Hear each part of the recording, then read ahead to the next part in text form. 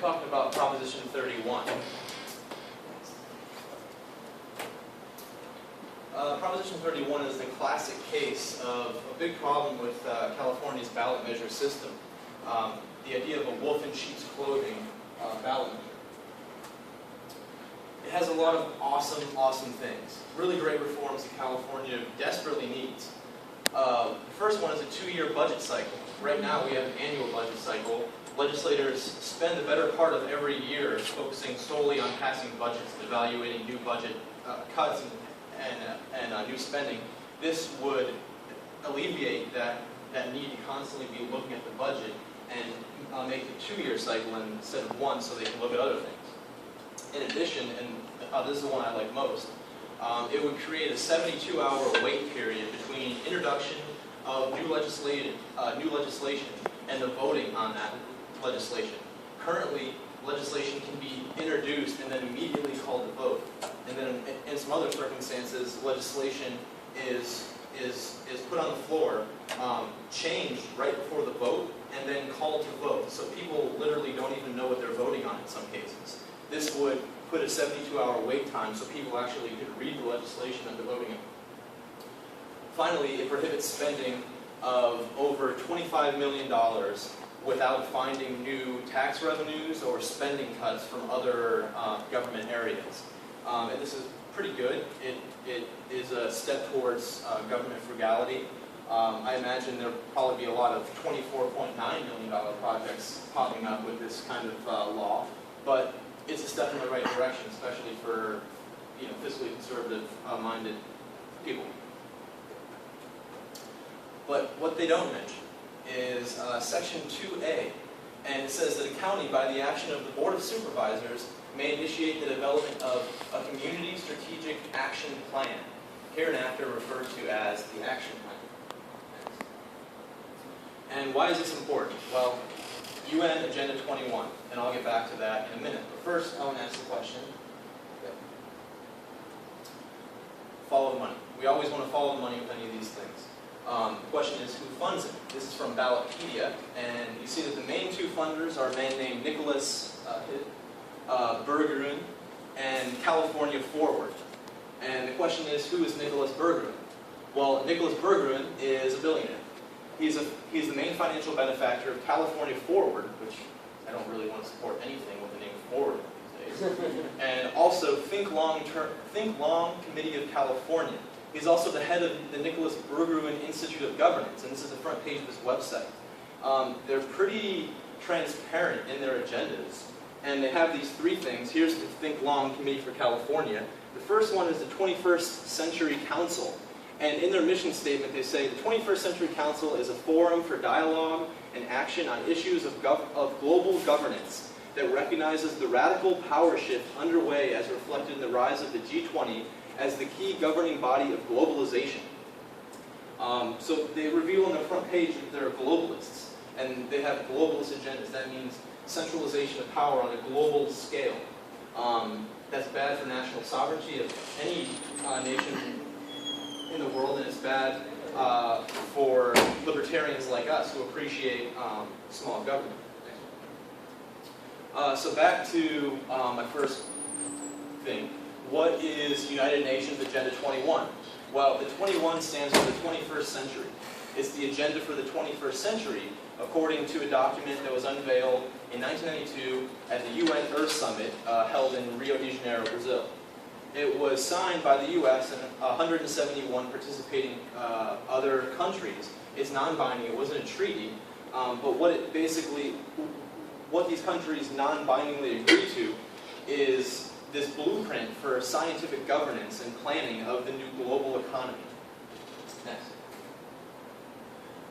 So the first paragraph of Agenda 21 really lays out what is held in the 40-chapter document.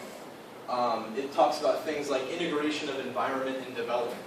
Oh man, this is the wrong version of this show, but whatever.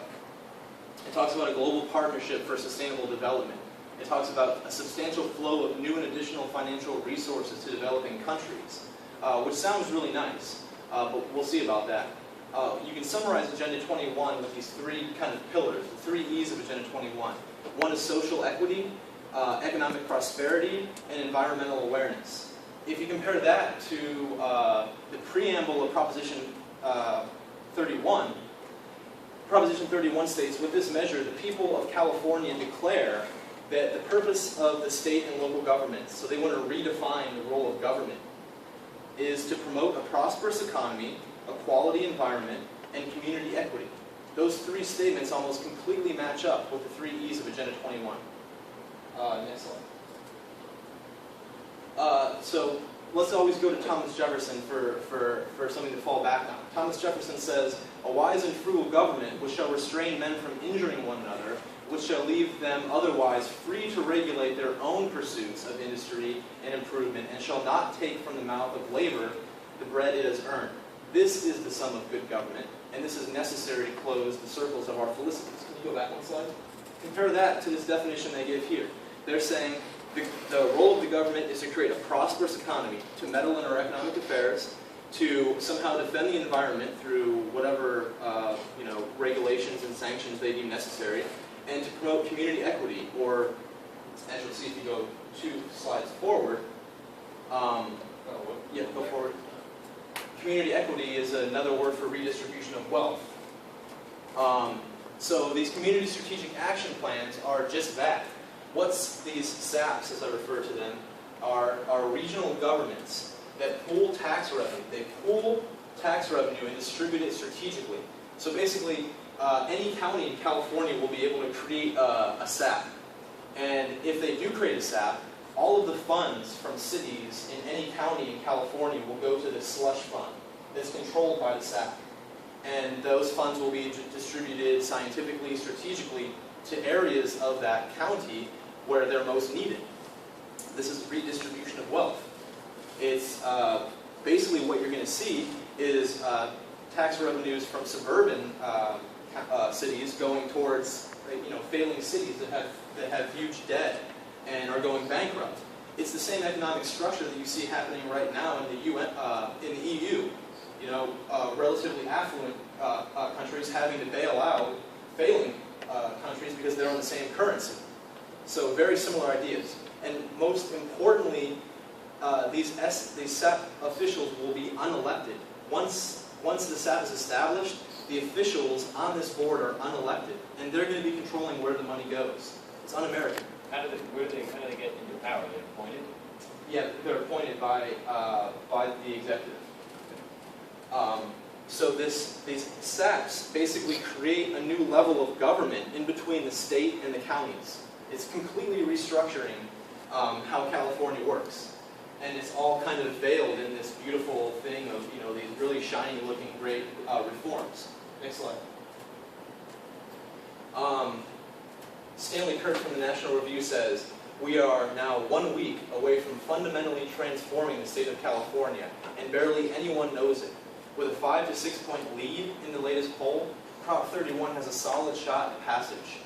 And there's the poll that he was talking about. That was taken 2 months ago, so I'm not sure actually where it stands right now. Go next slide.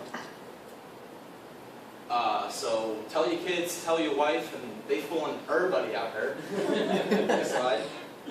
Please join me in voting no on 31. This, in my opinion, is the most important ballot measure that is up for vote, because we're talking about a structural redefinition and a restructuring and a redefinition of what government actually is in America. So vote no. That's it. Any questions? Yeah. I don't know.